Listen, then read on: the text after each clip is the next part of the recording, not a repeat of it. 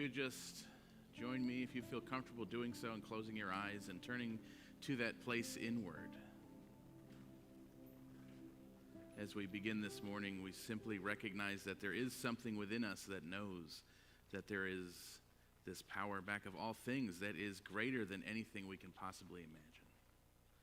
It is greater than we are, and I also know that it is everything that we are. We are made of and from it.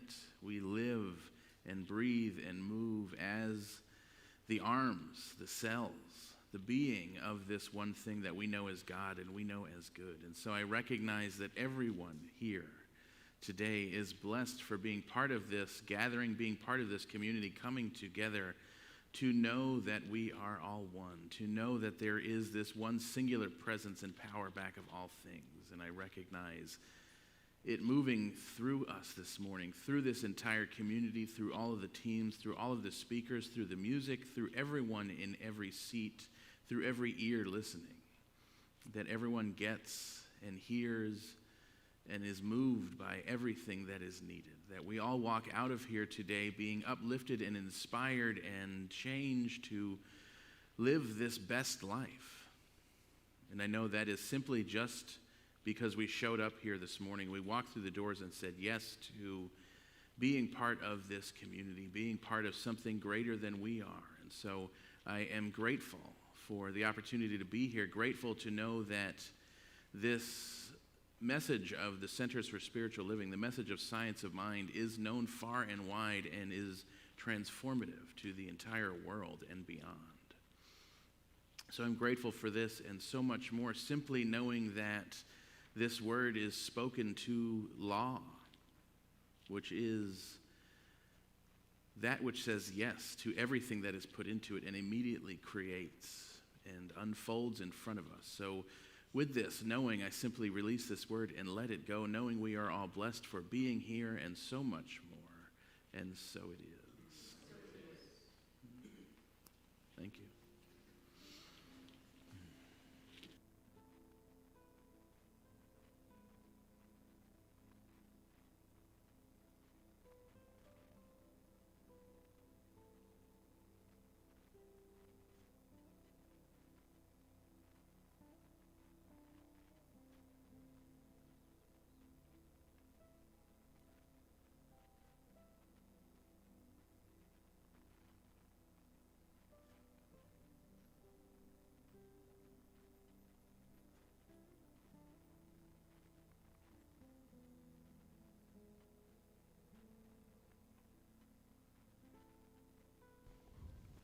Hello, hello.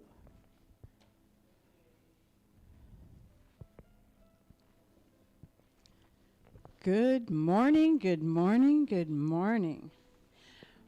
Welcome to Centers for Spiritual Living, Cape Coral. And the slide isn't turning.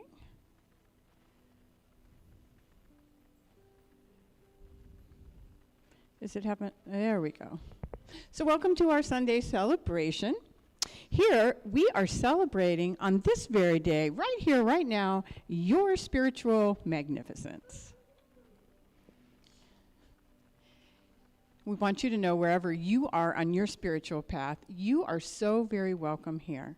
We believe that we are co-creators with the divine and that you can change your entire life by how? Changing your mind. Ernest Holmes is the founder of our philosophy, and we teach the universal truths found in all spiritual teachings, both traditional and contemporary. So we study things from the Bible, from Deepak Chopra, Louise Hay, and we just munch on it all here. I'm a foodie. Please visit our website at cslcapecoral.org for prayer requests and use the Contact Us tab to send us your comments or questions, and so we can get in touch with you.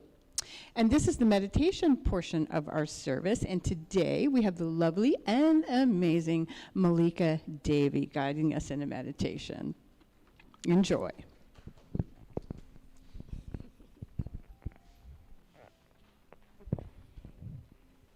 Good morning, everyone. Welcome, welcome, welcome.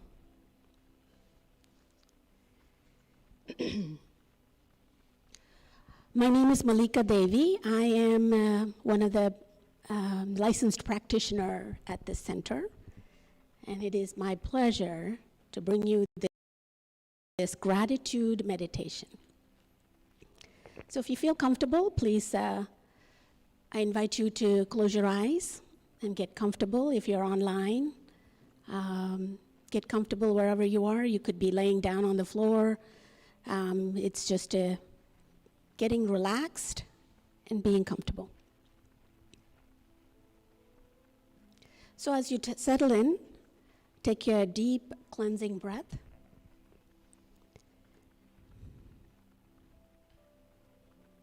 As you exhale, soften your eyes.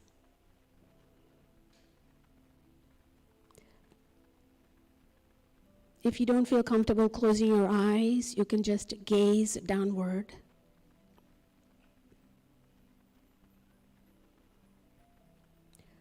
Let's begin by simply breathing your awareness in the breath as it is, without trying to change it or just notice it. Notice your inhale is longer than exhale. Notice the rhythm. Just be curious.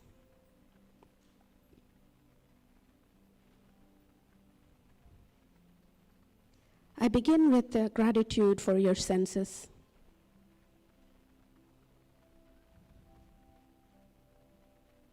Bring your attention to your ears, what you can hear. Without labeling the sound, simply notice the ability to hear.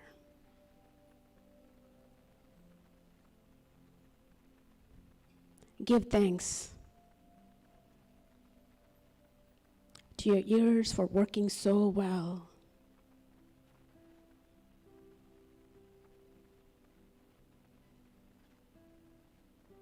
Thanks to your ears for letting you hear the voice of beloved, your favorite song, and the birds singing outside.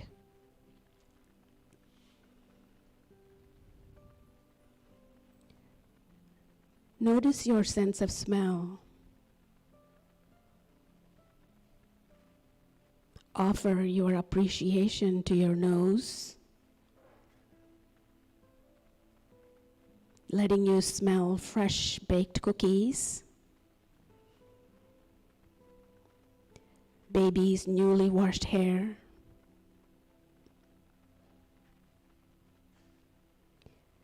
unmistakable sense of campfire.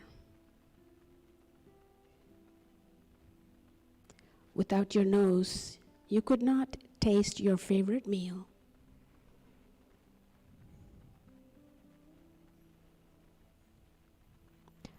Now offer your gratitude to your taste buds.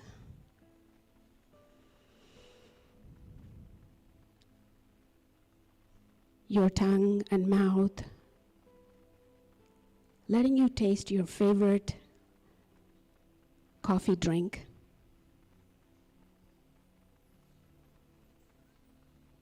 Array of food that nourishes your system.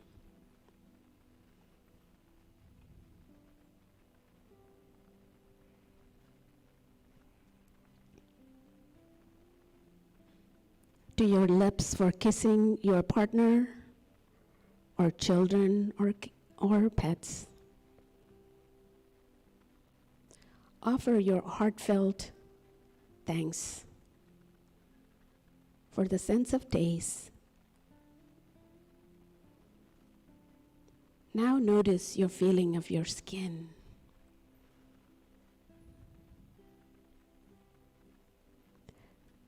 The temperature of the air on parts of your skin exposed.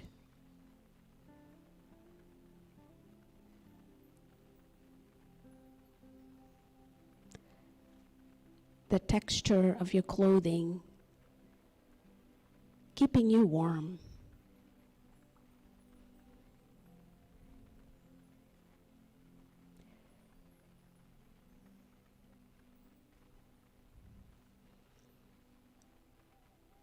Now move your attention to your eyes. Keeping your eyes closed. Can you send waves of gratitude to those magical eyes, letting you see the world around you?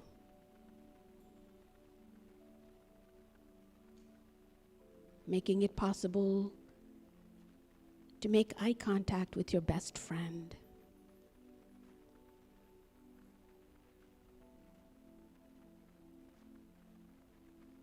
To see the smiling face of your child.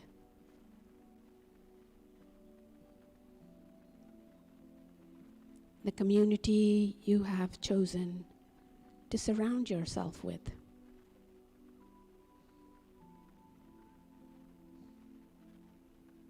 Eyes let you see art, nature, beauty in all its form.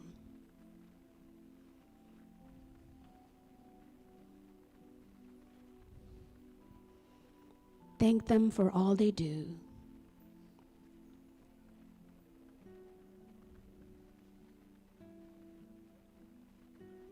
Through the eyes, the windows to your soul. Take another deep breath.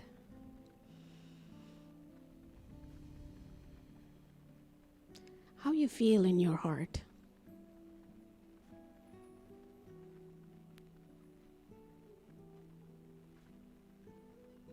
Connect to the feeling of expansion in your chest.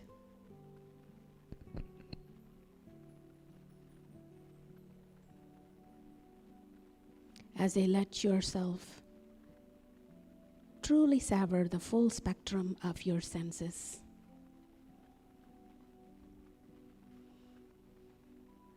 Let it go.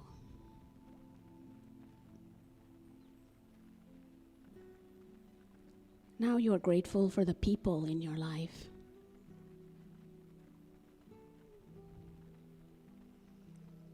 Picture this person sitting in front of you.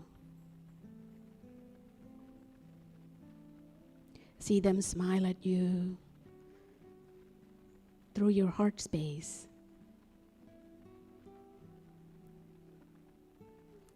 Thank them for being in your life.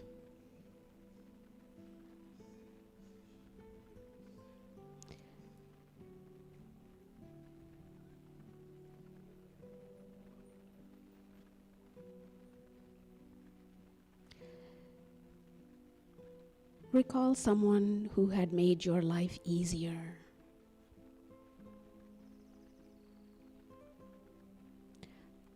Thank them for whatever they have done to help you out.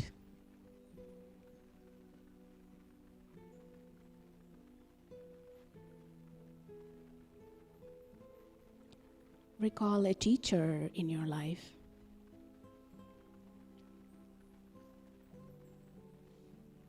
Who have shown you the way, either a formal or informal way.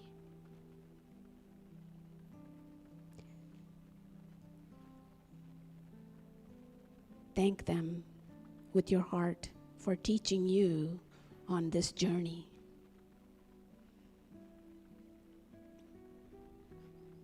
Finally, send your love and gratitude to every single person you have encountered so far.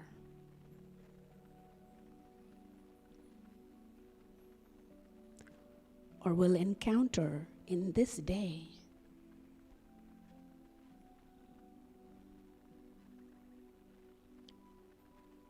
Thanking them for making your day more interesting and richer.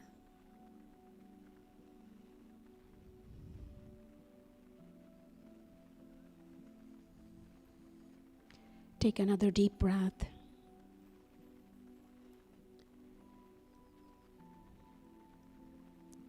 Gather up all the people in your life into your heart.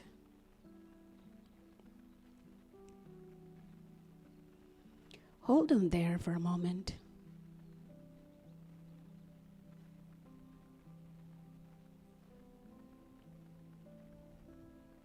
And let the image of them go.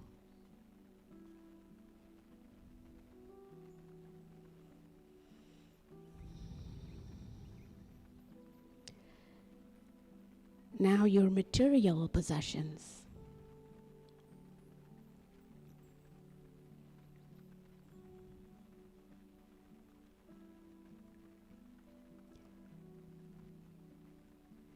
Attention to the possession that you have most meaningful to you,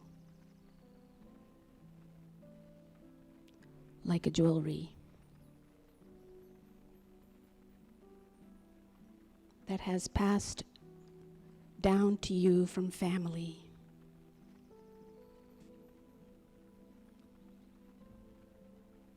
Or given to you for a specific purpose, like a wedding ring.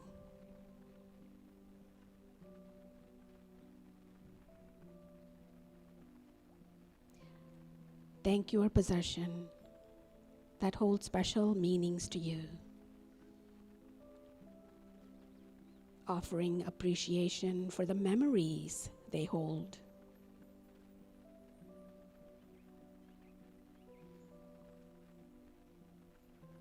Now turn your attention to home you live in.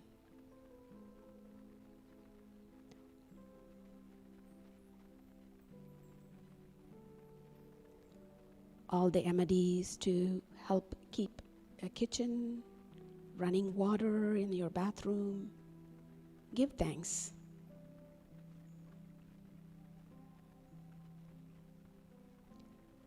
To the walls that keeps you warm in the cold weather. The windows open to cool you off when it's hot.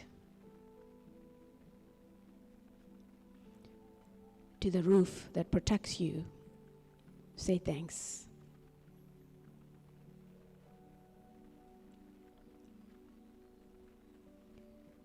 Now your clothing and your shoes and all the items that you've been able to buy to keep you active and thriving in this world.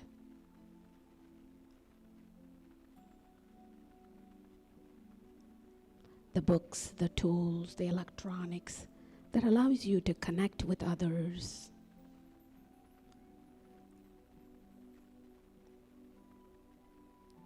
Learn new skills and broaden your horizon. Not the least, gratitude to the money you give and receive.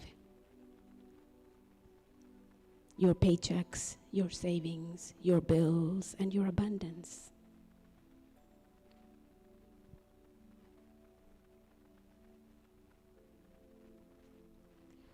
Release any guilt or sense of shame about thanking your material possession, and instead, truly appreciate them.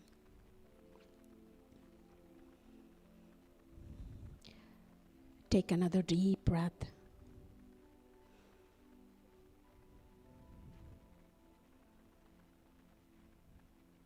As you're ready, open your eyes and look around and offer your gratitude for everything in your presence that is holding space for you to meditating right now. Give thanks to your circumstance and livelihood, which gives you a chance to sit in stillness and be grateful to your health, your physical capacity to make it possible to sit quietly and improve your outlook and well-being. To the silence, the calm, the life, the love, the tears, the joy, and everything in between, be grateful.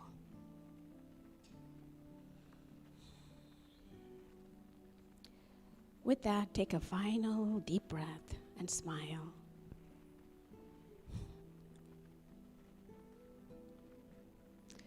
Bring your hands to your heart in the prayer shape and seal your meditation with this gesture of respect and devotion.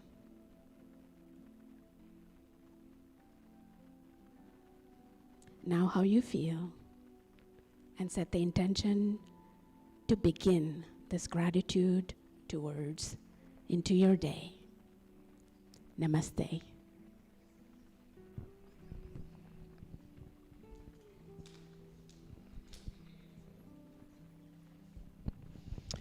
I don't know about you, but I'm all warm and fuzzy now. So now it's time to shake things up a little bit and to move that energy into our bodies. So I welcome you guys to let the music move you. And good morning. I'm so grateful for you guys. And I know, give them some love to get them revved up. Good to see all of you. We want you to stand with us and sing with us. You know the song, and just enjoy yourself this morning.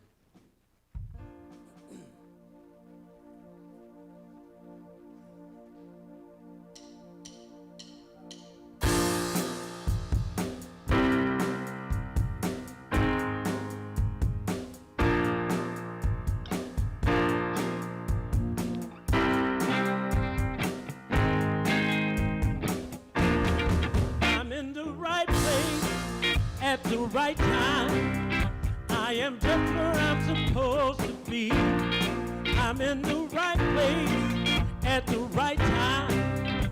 I am just where I'm supposed to be. I'm in the right place at the right time. I am just where I'm supposed to be. I'm in the right place at the right time. I am just where I'm supposed to be. Oh, my soul is welcome here. Oh, my soul is welcome here. I am getting the message loud and clear. My soul is welcome here. Oh, yeah. All right.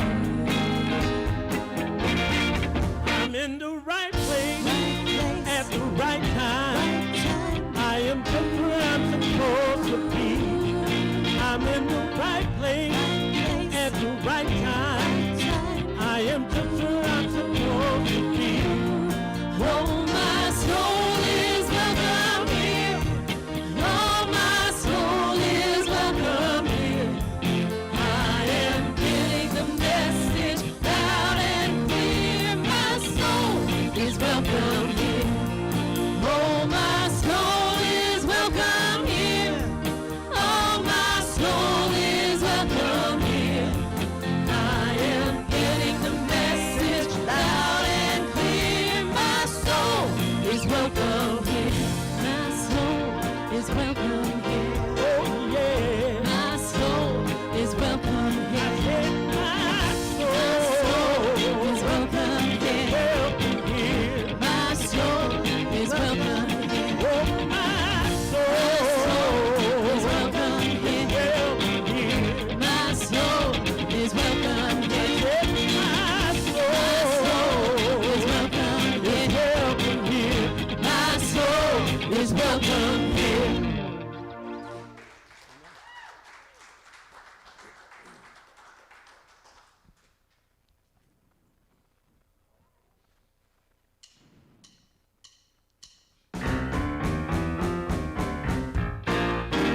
My religion is kindness. My church is nature. My God is a feeling. This deep inside. My job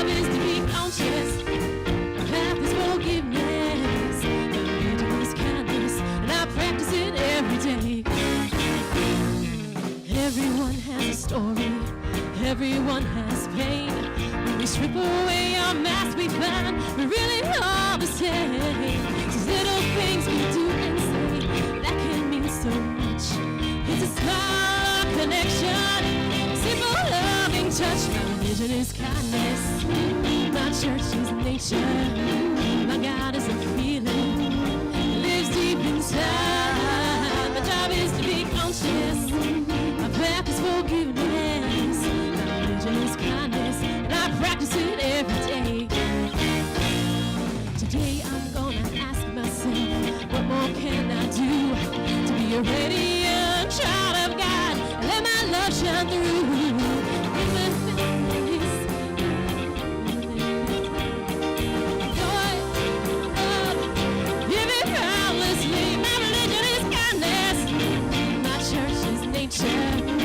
My God is a feeling, it lives deep inside. My job is to be conscious, my path is forgiveness. My religion is kindness, and I practice it every day.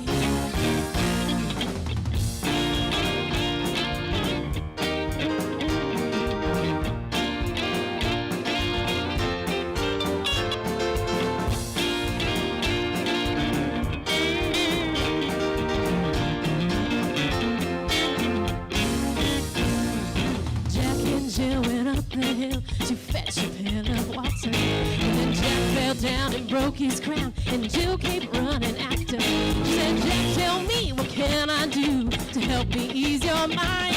He said, hold my hand and just be kind. I know I'll be fine.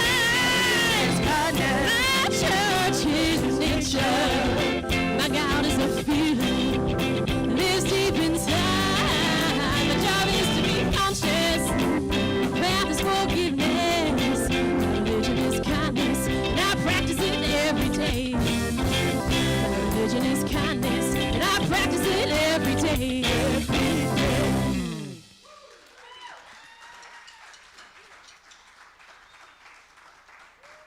Don't sit down. Don't sit down, because we are going to do a blessing. So you can repeat these beautiful words on the screen with me.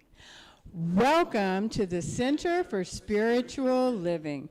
We know who you truly are. You are the image and likeness of God.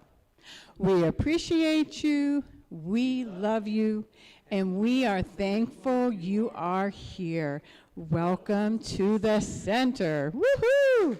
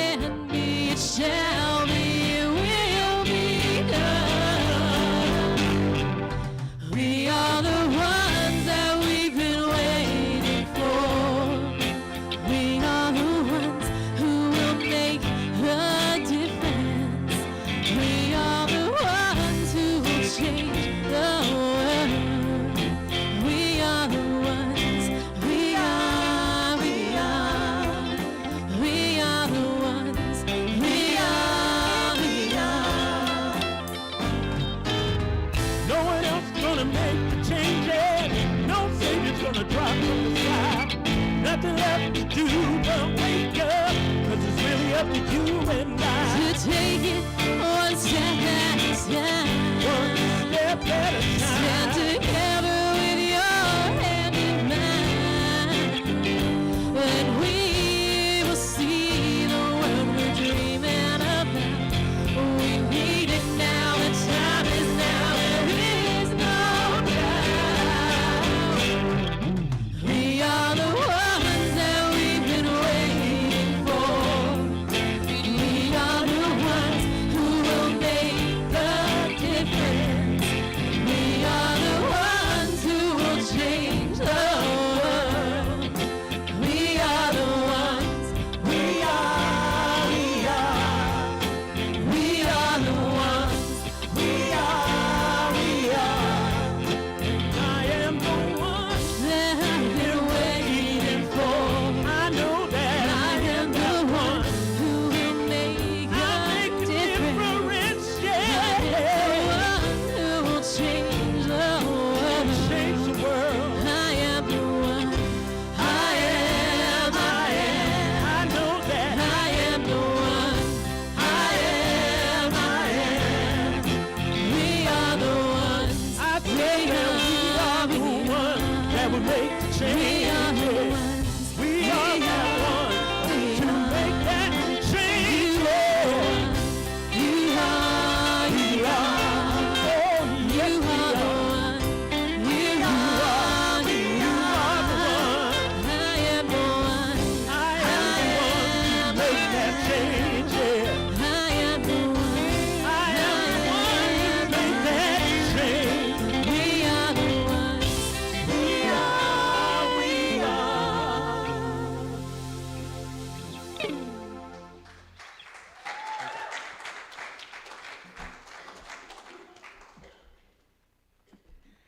Woohoo!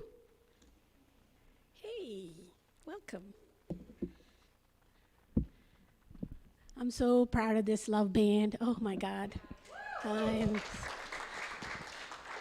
They're sounding better and better and better every week. That's what life is all about. You just have to give your gifts and talents, share it with the world. I can see them doing that, really. Again, my name is Malika Devi. I am one of the licensed practitioner at this Center for Spiritual Living. I call this my spiritual home. And it's my pleasure to bring you today's reading. It is a story by Jean Pellegrino on change and growth. We are part of like 400 centers all over the world. We're not just by ourselves. We are an international community, just to let you know. And so the corporate office always puts out the theme for the month, and this theme is change and growth. So that's where this reading is coming from. Long ago, when a world was very new, there was a certain lobster who was determined that the Creator had made a mistake. So he set up an appointment to discuss the matter. With all due respect, says the lobster, I wish to complain about the way you designed my shell. You see, just as I get used to one outer causing, then I had to shed it off for another. Very inconvenient and rather a waste of time. To which the Creator replied, I see, but you realize that it is giving up the one shell that allows you to grow into another. But I like myself just the way I am, the lobster said. Your mind is made up, the Creator said. Indeed, the lobster stated firmly. Very well, smiled the Creator. For now on, your shell will not change, and you may go about your business just as you do now. That's very kind of you, said the lobster, and left. At times, the lobster was very content wearing the same old shell. But as time passed, he found that his one light and comfortable shell became quite heavy and tight. After a while, in fact, the shell became so cumbersome that the lobster couldn't feel anything at all outside of himself. As a result, he was constantly bumping into others. Finally, it got to the point where he could hardly ever breathe. So with a great effort, he went back to see the Creator. With all due respect, the lobster sighed. Contrary to what you promised, my shell had not remained the same. It keeps shrinking. Not at all, smiled the Creator. It had remained the same size. What happened is that you changed inside within your shell. The Creator continued, you see, everything changes continuously. No one remains the same.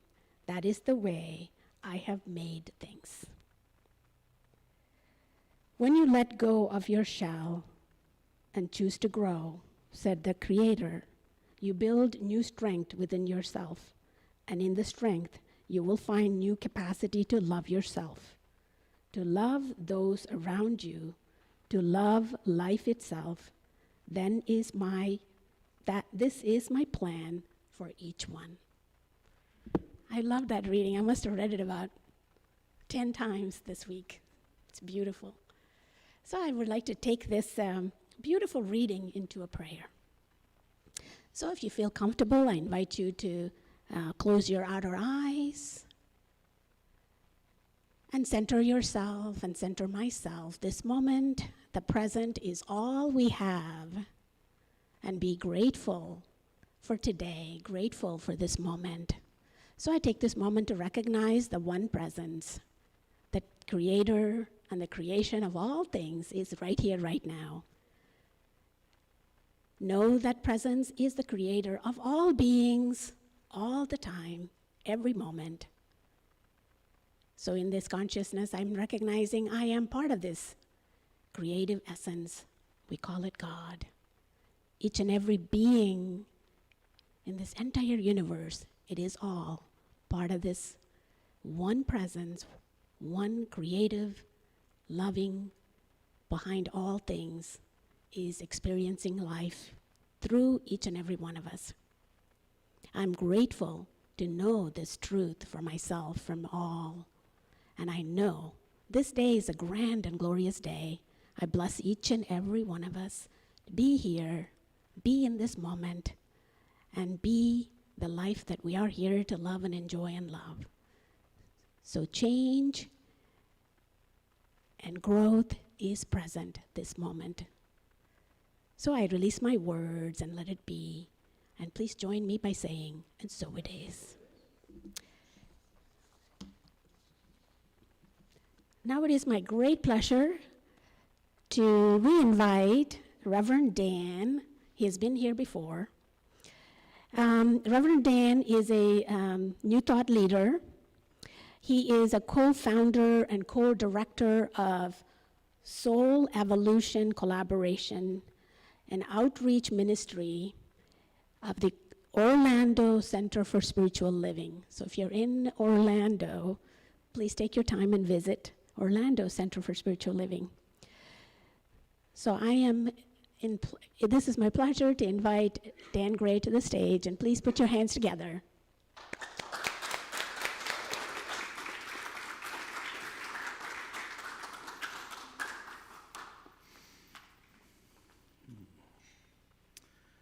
Yeah, good morning. Good morning. It is exciting to be back.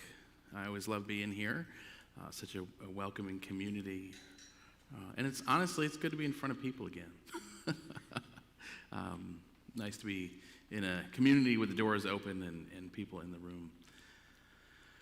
So I read a story online this week about a man, a father of two, and in his excitement for the Olympics, wanted to share with his two young daughters, I guess, some highlights of past Olympics and display for them a role model, what it could look like to be a champion gymnast and to do things others had never done before.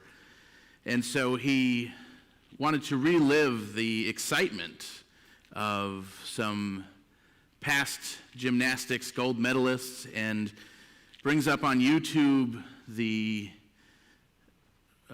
gold medal winning vault from Carrie Struggs from 1996 to see this is what it looks like.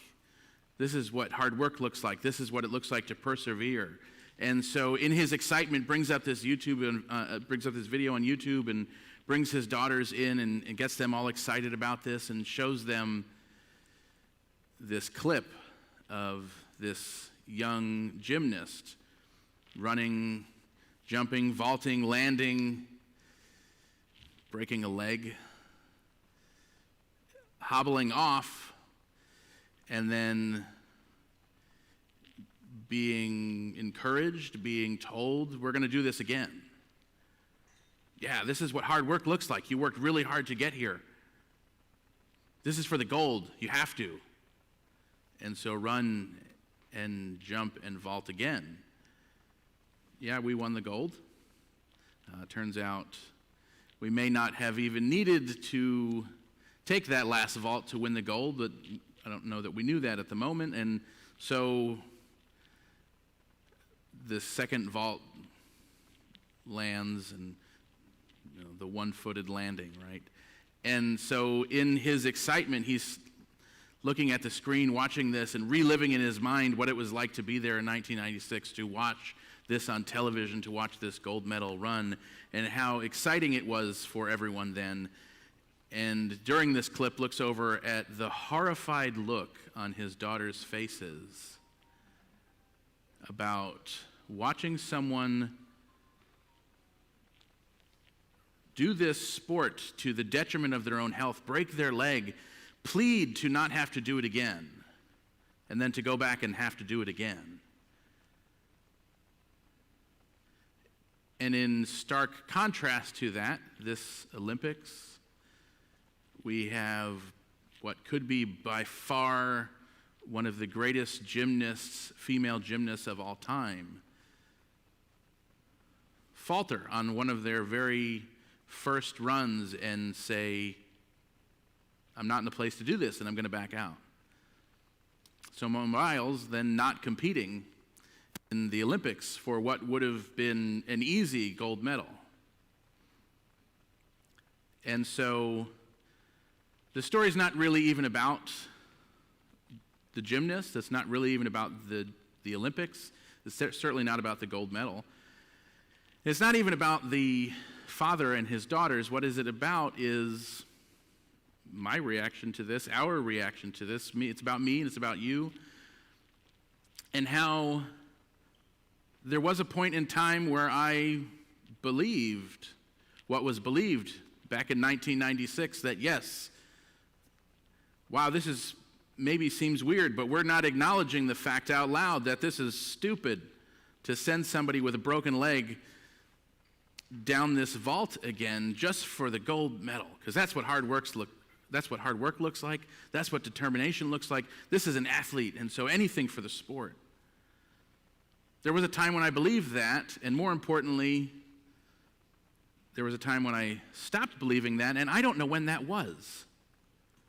I don't know when that change was. I don't know when I stopped believing that that was a good idea, or I don't know when I stopped pretending to believe or make it look like on the outside that I believed that that was a good idea. And yet,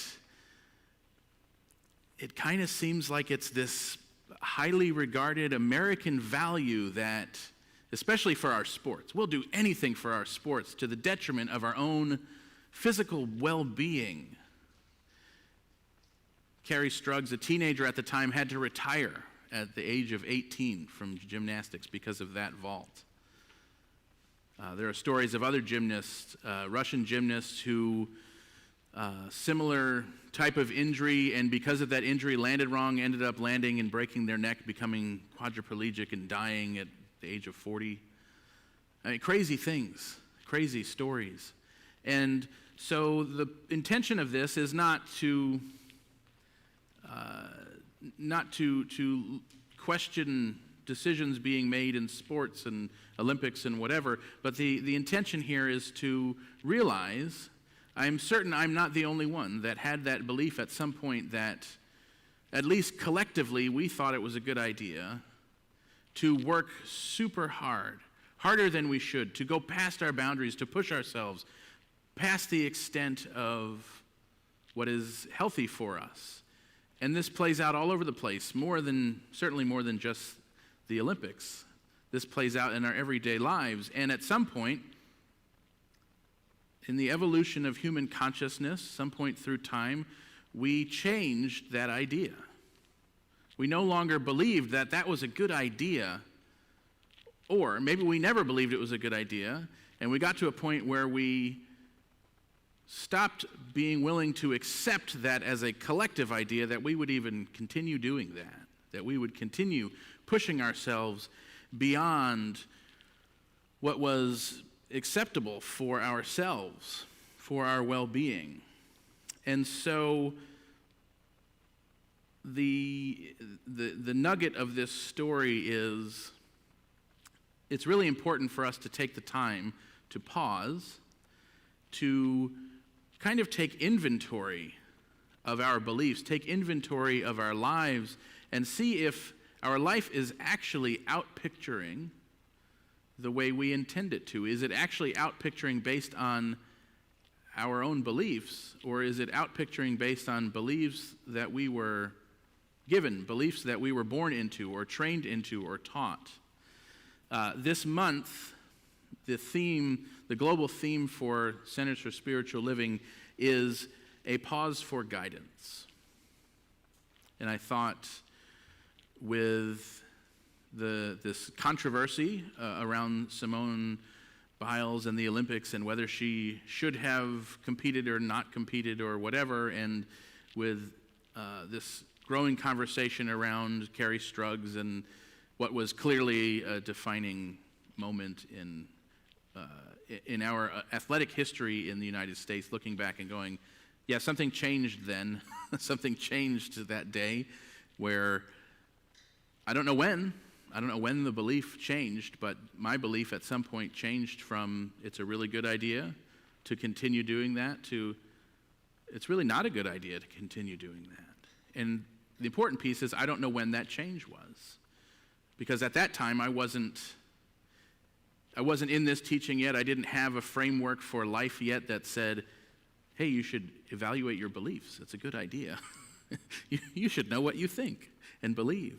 And so this month's theme, A Pause for Guidance, is asking us to schedule that time, to make that time in our lives, to stop, to pause, and to reflect, because we all have this this intuitive nature that we are born with. We have this thing that connects us to whatever that is so much greater than us. We're not looking to something outside of ourselves to tell us how life is, or what should happen and what shouldn't happen, or to make decisions for us. We are being asked to look inward to that thing within us, that intuitive nature within us that already knows. That thing within us that when we listen to it, it gives us that answer. Before we even really hear it in our inner ear, it gives us that answer. Very often it's that thing that gives us an answer and we go, no, it's definitely not that. It's probably that. It's probably that. And so today, our talk, the title is, It is Time for a Tune-Up. And fun fact, the term tune-up came from Henry Ford. He coined this term when he was working on one of his very first cars, because the coils in the engine cylinder, you actually had to tweak them regularly to get them to time right and function correctly. And he knew that that was true when you turned the engine on and the vibration of these coils vibrated in harmony with each other. They were actually in tune with each other. The car, the sound of the engine, was in tune. And so he coined this a tune-up, that you would regularly perform this maintenance on your car engine so that it sounded in tune with itself, which I thought was kind of interesting. Now, obviously, with all the electronics and things that we have in cars now, and many of those parts of the engine don't even exist anymore, we still use the word tune-up. It's not quite the same, but it certainly applies to performing the need to perform regularly scheduled maintenance, in fact, preventative maintenance on our car. So when we are looking at a time for a tune-up for ourselves, we are looking into this idea not of stopping and listening after the fact, but performing this regularly scheduled preventative maintenance on ourselves that asks whether our parts, whether our engine is in tune with itself. Are we in alignment with that which moves us, that which keeps us going, that which is our ability to be here in this realm of life, that thing that keeps us going? And are we taking care of that? And certainly we can look at this from a well-being perspective, from a medical perspective, but it's also really important to look at this from the metaphysical perspective, the perspective of our mind, because it is our thoughts and our beliefs that actually inform our body, that actually inform how our body shows up here. And so it was kind of a shock for me this past week to read this story online and go, wow, I have no idea when that thought changed.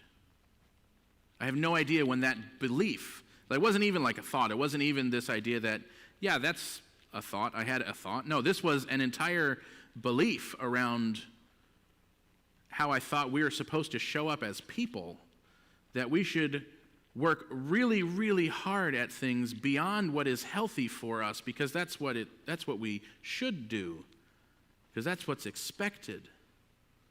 And then I realized, wow, it's been quite a while since I've actually had that belief.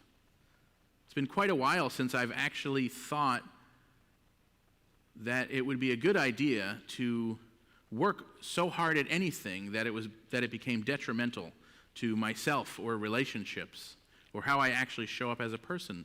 And I thought, wow, it would probably be a really good thing if all of us knew exactly the moment when our beliefs shifted. How do we know? How do we know when our beliefs have changed? And I think a lot of times we don't. I think a lot of times it has been, well, it's been 25 years since the 1996 Olympics. So it's been a long time since I really checked in on that idea. Now, I am sure that that belief existed beyond the 1996 Olympics. But the point being, it is possible for us to continue thinking we hold a belief that we don't actually even agree with. And so the way this shows up is it shows up in life, as life coming back at us, as conflict, as confusion, as disruption. And so knowing that life is our mirror, it is important for us to look outside of ourselves and see, how is it that life is showing up? What is it that I believe? And do I still believe the things I thought I believed? And if we want to know what we believe, we just take a look at our life. That it is this cyclical nature. Life is our mirror, and yet life shows up as we believe. But if we want to know what we believe, we take a look at our life, and it will show us. It will show us what we believe. And so time for a tune-up really is this idea that we pause from this daily grind, from our ways of being, the ways maybe that we've always been. It's really easy to get cemented into this one way, into this rut, into a singular path without realizing maybe that doesn't work so well for us anymore. It takes being intentional with all of our choices, with all of our thoughts. And so Ernest Holmes, in this thing called You, he makes it it's a fantastic book. If you've never read it, you should. It's one of the first ones I always recommend to people. And we don't often have shoulds in this movement, but you should read that book if you haven't. And in his book, he makes it really simple, the way that this teaching plays out. And he says, well, here's a should. You should let go of the lesser in order to experience the greater. This is not a bad bargain. If you lose a sense of unhappiness, you will become happy. If you lose a sense of confusion, you will be at peace. This is not the easiest thing to do. When you are in pain, it is difficult to affirm peace. When you are in want, it is hard to affirm abundance. But this is the true meaning of losing your life. What you lose is a false sense of being. You are trading the unreal for the real, the false for the true. If you wish to live in the kingdom of heaven, forget hell. And so when we look at this in terms of our beliefs, we often see life showing up in a way that's not working for us and think that there's something happening to us or at us or outside of ourselves. Instead of looking at this going, I don't think I believe that anymore. I don't think that works for me anymore. And Holmes is suggesting it's as simple, perhaps not as easy, but as simple as letting go of that old belief. Letting go of the belief that we need to work harder than it is good for ourselves. Not that we can't work hard. Working hard can be great, but not to the detriment of our own being. And especially when we're taught this at such a young age,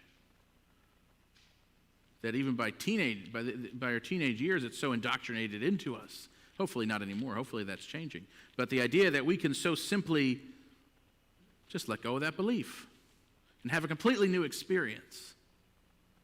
Have a completely new experience. From our global vision, the CSL global vision, we see a world in which each and every person lives in alignment with their highest spiritual principle, emphasizing unity with God and connection with each other. A world in which individually and collectively we are called to a higher state of consciousness and action.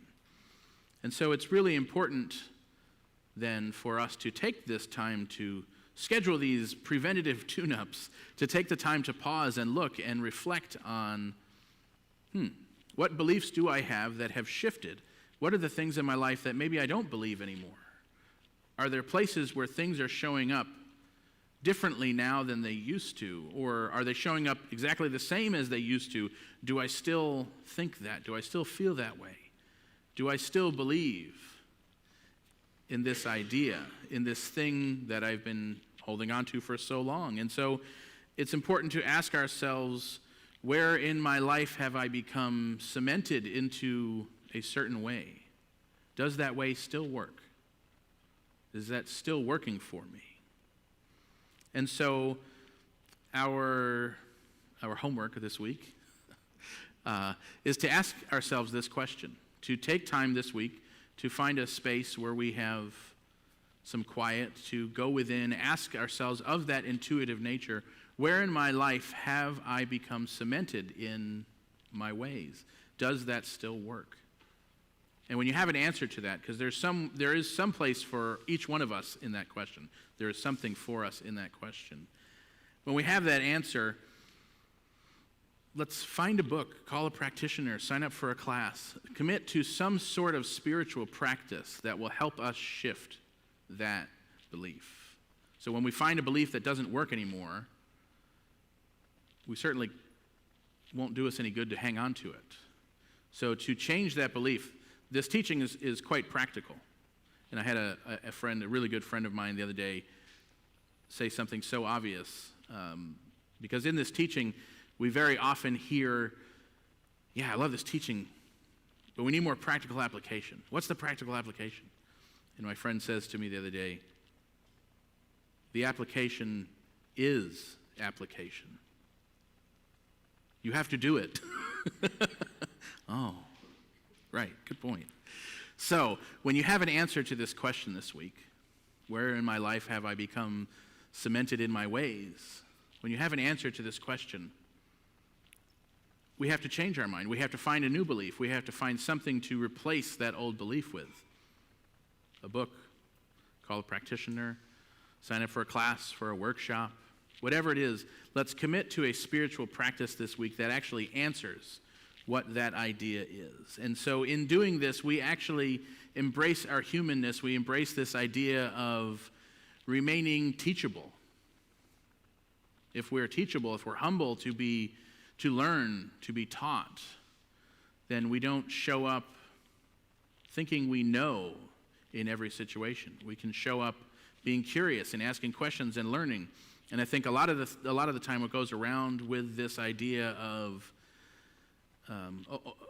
old or limiting ideas that cause us to work harder than is good for ourselves are these ideas that, well, I have to succeed, and succeeding means winning. And so if I fail, I don't have value. And really, that's the belief behind this idea of pushing ourselves past the point of what is good for us. When in reality, our value is just being alive. We are born with value, whether we win or not. Succeeding is just showing up. And so remaining teachable, remaining malleable, being willing to learn is actually one of our greatest gifts, because it allows us to continue showing up in this way of perceived value, in knowing our perceived value, in knowing our worth, and knowing that just by our birthright, we are worth more than we could ever even try and prove. And so I find, to bring this full circle, I found it kind of inspiring then to watch someone who is potentially one of the greatest female gymnasts of all time, in the prime of her career, instead of pushing herself for the idea of winning, to take a step back and say, I've already won just by showing up. Just by showing up, I am already valuable, and it's not worth me injuring myself potentially permanently to show everyone else that I was right. And so for me, there is certainly this evolution of belief right in front of us that says, as humans, our consciousness is evolving, is changing, is shifting, is growing. And so it inspired me to take that time to pause for guidance, to schedule this metaphysical tune-up, to look at my beliefs and say, yeah, where else does that show up? Where have I become cemented in my ways that this isn't working anymore, that I would need a new belief to replace this old idea? Where does that show up for me?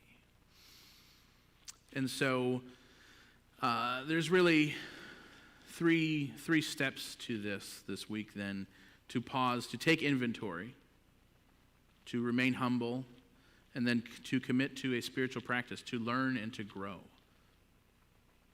And that is the application of this teaching. So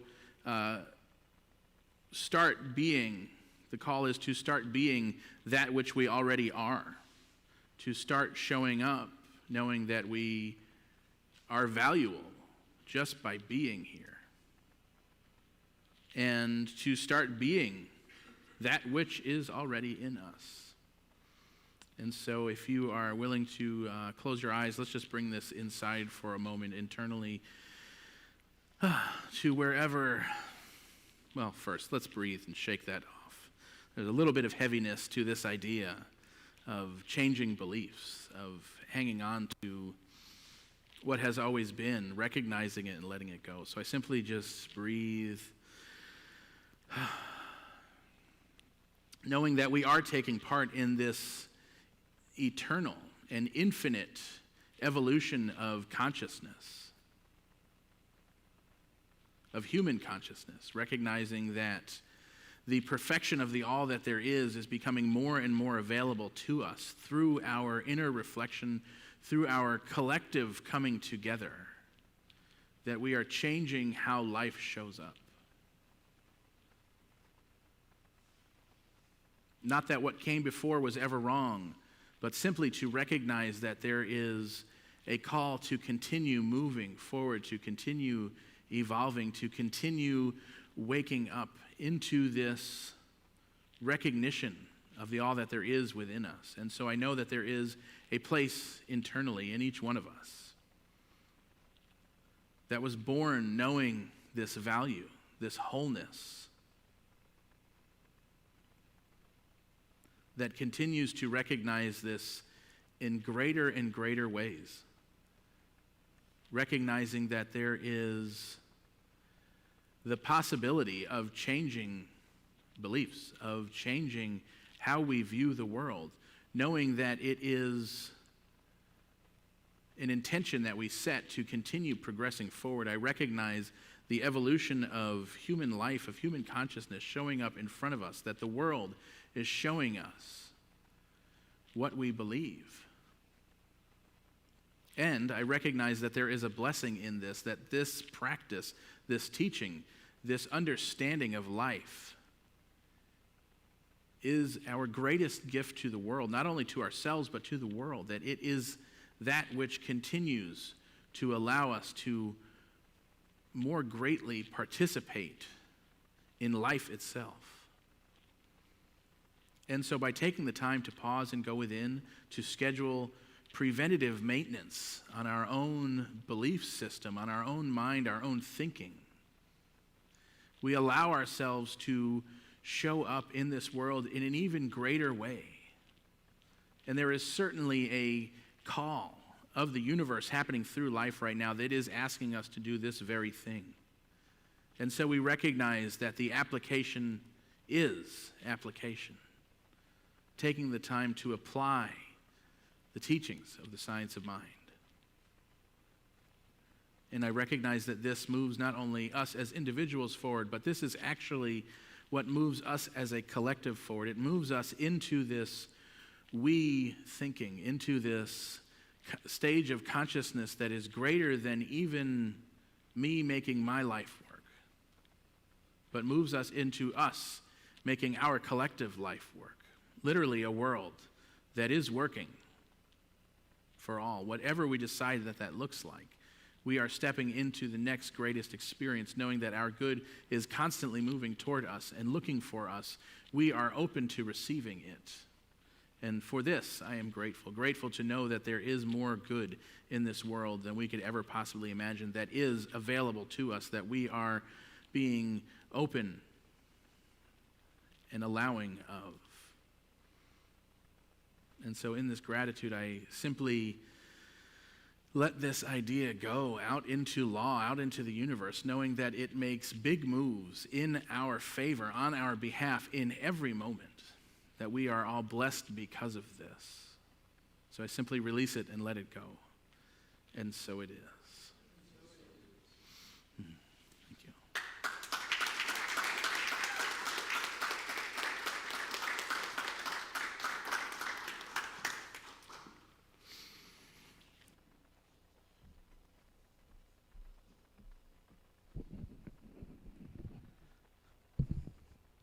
Now is the part of the celebration where we practice the law of circulation, where we support our spiritual home with our tithing and our gifts.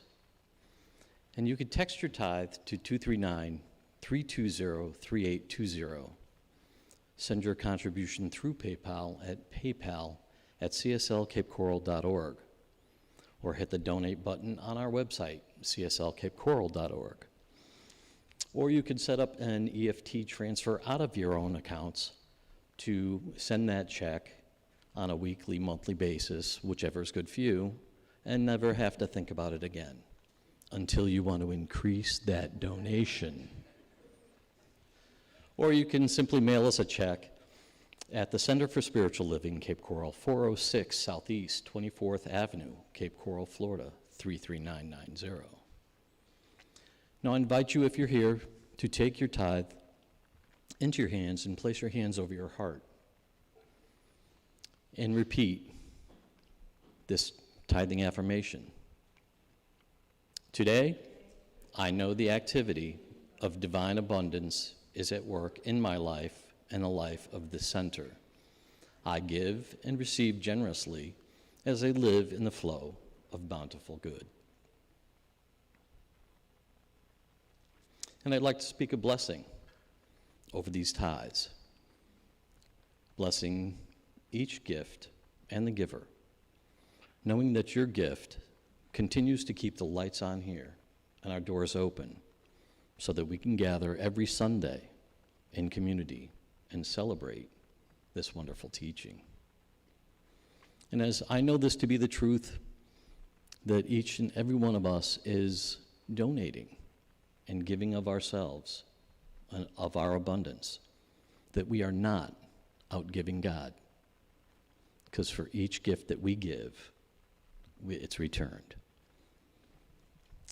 And as I speak these words of our abundant truth into the law of mine, it's with great gratitude that I can anchor these words and we can all say, and so it is. Thank you.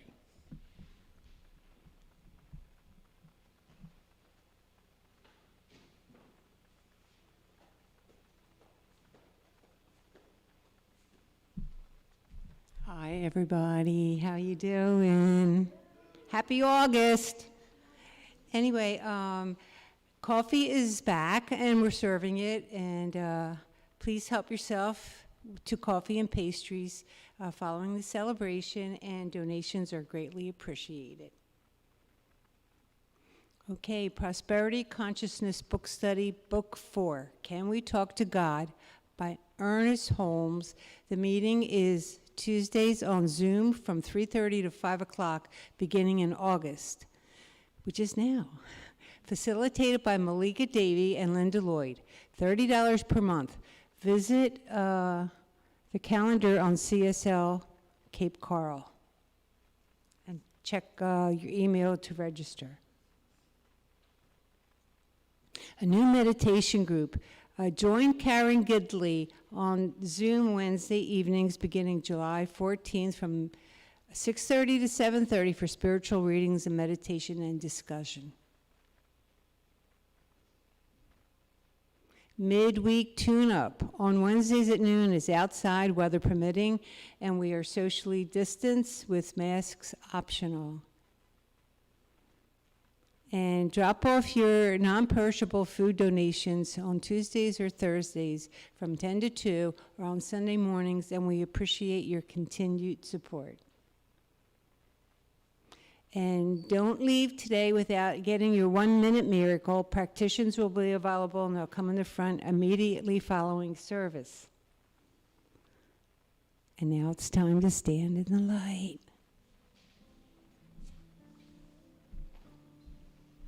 Thank you, Mimi. And before we do Standing in the Light, I just want to put in a plug for the book club that is starting this week with Malika and I. And as today, Dan talked about how commit to our spiritual practices. And so any of these classes or things that we do here is a great way to anchor in new ideas and sloughing off the old and reading together. And it occurred to me too today, I don't know why it crossed my mind, but the $30 donation, I want you guys to know that it all goes to the center. Malika and I donate that money to the center. So it's a win-win-win situation. So hopefully we'll see some of you there. So this time of standing in the light is where we hold our loved ones, our family, and our friends, and we put aside any of the problems and situations and circumstances, and we see the truth, we see the light, we see the possibilities and the potentialities calling forth and claiming them together. So I am standing in the light today for this beautiful Center for Spiritual Living, Cape Coral.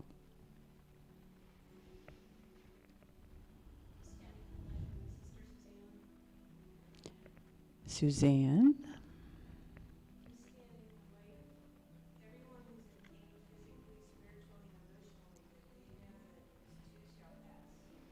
Standing in the light for everyone in pain or suffering.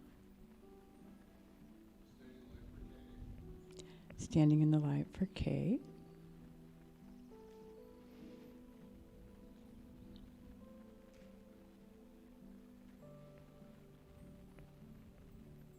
And I'm standing in the light for all the unspoken prayers. And I invite you to put your name into this field of light energy. Linda. And how good it is to come together. I am so grateful for today's celebration, for all that has transpired here, and knowing that we leave this place truly differently today. A little lighter, a little more full of divine energy and truth. And just knowing that this continues to unfold, that just like the lobster, we keep growing on the inside. We keep expanding our hearts, expanding our minds, expanding our love, our peace, our beauty, our joy, our intelligence, our wisdom, all of it, that we are divine beings expanding and expressing more God, more good every day. And today is no exception. So I know that as we leave here, that our day has been so lovingly prepared already, that life has gone ahead of us, providing all the oxygen that we need to breathe, a planet full of food, and all manner of good things, that we get to go out and share the rest of this day with our loved ones, and just knowing that this is a 5G day, great, grand, glorious, good God day. So for this and so much more, I am truly, truly grateful. And I invite you to anchor this with me by saying, and so it is. Thank you, everyone. We let the love wash over us. We let it be. We let peace. We let the peace wash over us. Yeah. We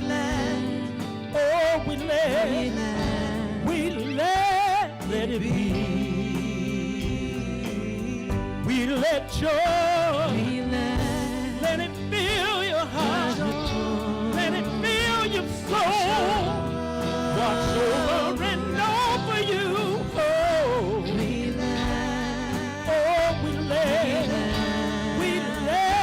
let it be. We let love watch over us. Watch over and over us, yeah. Oh, we let it be. We let love watch over us. Watch over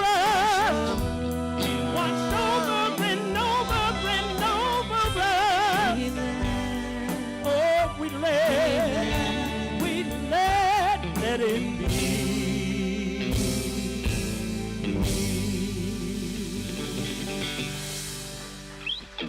Have a good week. Thank you very much. Have a wonderful week.